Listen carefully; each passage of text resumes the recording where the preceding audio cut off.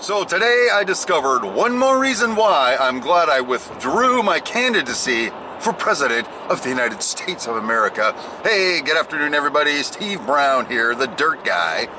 Driving home from work on Dirt Guy Drive Time. Welcome to the broadcast. For those of you who have just joined us, don't worry, you'll be unsubscribing soon. Show's not that good. Anyway, on this show I talk about whatever's on my mind on the way home from work. Yesterday was a little bit of a rant. A few days ago it was kind of funny, and sometimes we even talk about religious crap. Whatever, religious crap. That was disrespectful. But, you know, today, before we get started, a quick work update, kind of a part 2 of yesterday's rant. If you missed it, good rant, yesterday's video. You gotta check it out. I rant like a mofo, yo.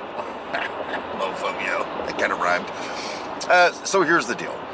Yesterday I ran into some situations where I feel completely dismissed by King Arthur, which is the code name for the guy that, the gentleman, the sir, Lord, who owns the company I work for. I feel a little deflated. Had a bad day. Ranted about it.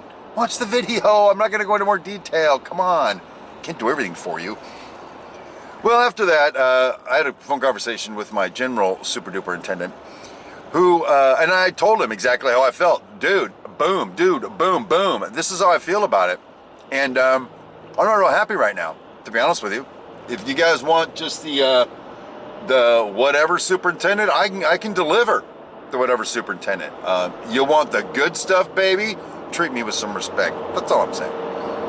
He proceeded to tell me that after that conference call where I got dissed, he had a meeting, phone call, something. I was talking to King Arthur and covered one point where King Arthur realized he did not have the right information and he was leading the charge in the wrong direction. And he was like, oh, crap. Yes, oh, crap indeed, my lord. Then he brought up another point about the thing where King Arthur was in error again, and he goes, oh shit, I guess Steve was right. Well, you thought I was wrong? What do you... Oh, that didn't help me much, to be honest with you. But hey, this isn't going to be a rant, I promise you. We've got better things to talk about than that. So, you know, I think he told me as a way to encourage me, but he said, hey, you can look forward to hearing from King Arthur on it. Well, days come and gone. King Arthur is off slaying dragons or something because he ain't talked to me once. Whatever. Anyway, so that's a follow-up. It hasn't got much better. I just did my job and left today. Yep, that's what I did. So anyway, back to the real topic. Oh, first of all, it's Thursday, October something. It's date night, and boy, do I need a date night. I need to take that blonde bombshell of mine out, have a couple of drinks, and get a little wild. You know, she had a rough day yesterday, and I won't give you too many details about it, but you know, it's always hard when you discover you're another gender. Just kidding. I won't go into details about that, Norman. Anyway, no, there's a thing where these people, that's like dogs in crates, you know, that's what they call them, the cage that you carry a dog around in, had them in crates on the back of a trailer, flatbed trailer, strapped down, and they were transporting them on the freeway. Hey, what's wrong with that picture?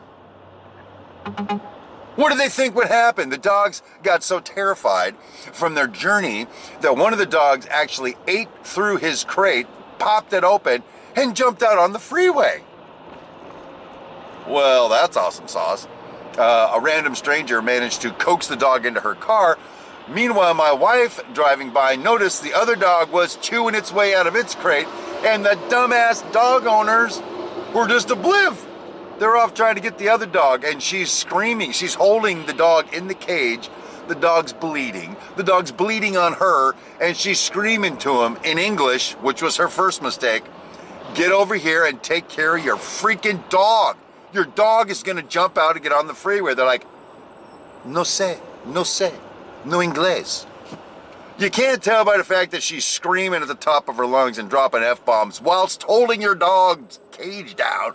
There might be a problem. Cindy was tragified. We have a big place in our life for dogs. Animals, even insects, by the way. We've adopted a spider, Brutus. He's big. He's like that big. Just lives outside. We don't mess with him. He don't mess with us. It was tragifying for her, and then her telling me the story tragified me because I wasn't there to defend my wife. Stupid dog owners. Okay, so anyway, we need a date night tonight, and we are having it. But as many of you may recall, in a previous episode of Dirt Guy Drive Time, I announced my decision to withdraw my candidacy for Emperor of the United States of America, because I realized that all the decisions I have to make every day at work, what do you want me to do about this? What do you want me to do about that? And sometimes I don't have complete information, so I just got to make a decision based on my gut and hope it don't bite me in the ass later. It can be stressful. It can be. Random decisions, boom, boom, boom, boom, making decisions all day long.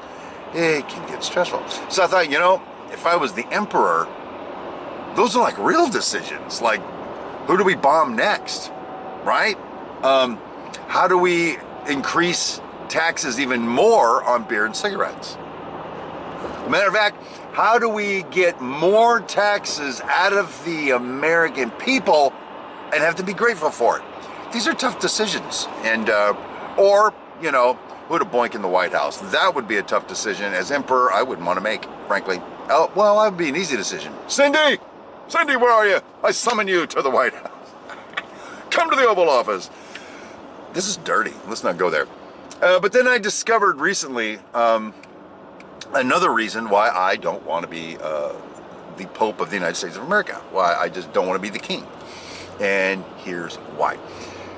There's this thing going around right now where I guess, I don't follow the news. You guys know that because the news is just stupid, frankly. But I happen to see a news report that the American people want to impeach, not the American people want to impeach the President of the United States of America. They want to impeach him for some conversation he had with somebody. I don't know the details and I don't trust the information, but that's not germane. They're rallying behind the impeach. Mostly Democrats is my understanding, and we have a Republican president. And just to show you how unbiased I am, a number of years ago, we had a Democrat president, and the Republicans were impeach, because he was doinking some chick in the White House. Now, here's the deal, frankly. How little respect do people have for the White House? All right. Now, I'm not saying respect for the person necessarily sitting in that chair signing executive orders. How little respect do we have for the office of President of the United States of America? Here's why I say that. It is not an easy job, I can imagine. I wouldn't want to do it, frankly. That's why I withdrew from the running. Oh, and I had some votes, too. I don't know what to do with the money I raised, by the way. That's a separate episode. Cigarettes? Nah. I'm going to quit smoking, by the way. I'm working on it. I'll tell you that later. No, it's just like, at the drop of a hat, you throw the impeachment word out there. Impeachment is for a serious, egregious offense, in my opinion. Not because I don't like your politics. What? It's just stupid, but the press, the things that they say about the president, again, pick your party. It don't matter. It could be, we recently had President Obama, a Democrat. I don't swing Democrat, by the way. And but I can tell you this, quit taking shots at him. And I don't mean gunshots. I mean, come on. Just picking on the president. Every little thing he says or does, it's like, oh, he's an idiot. He's so stupid. You do the job and you tell me how you feel about it. You have at least 50% of the country at any given time didn't vote your way. How does that sound? So only half the people like you. But the way people, I was watching a speech that Donald Trump was giving on YouTube. I don't know why I was watching it. I think it was on the crapper and I had nothing else to do, so I was watching the speech. And while he's trying to talk, this reporter chick that was asking questions kept interrupting him, would not let him finish his point. And that is just as egregiously disrespectful as you can get. This is the President of the United States, stupid reporter. And but he's not the only one. all the presidents, as far back as I can recall, starting with Nixon, I guess, frankly. I think starting with Nixon, just always taking shots at the president.